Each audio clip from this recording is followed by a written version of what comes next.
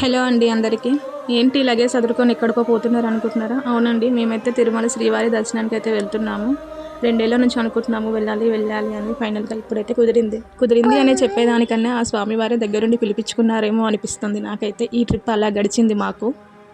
హైదరాబాద్ నుంచి తిరుపతికి అయితే వెళ్ళాము. తిరుపతిలో ఒకరోజు స్టే చేసాము గోవిందరాజస్వామి వారి దర్శనం చేసుకోవడానికి. ఇక్కడ తిరుమల దర్శనానికన్నా ముందు మనం తిరుపతిలో గోవిందరాజస్వామి వారి దర్శనం అయితే చేసుకోవాలి. ఈయన వచ్చేసి మన తిరుమల వెంకటేశ్వర స్వామి వారికి అన్నగారు అవుతారు.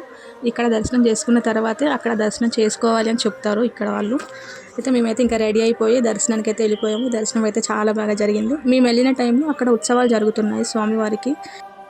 ఇంకా అదే టైంలో స్వామివారు కూడా పల్లకిలో ఊరేగి వస్తున్నారు. చూడడానికి అయితే 2 కళ్ళు సరిపోలేదు. వీడియో తీసుకోవడానికి ఫోన్ ఏమో చేతిలో లేదు.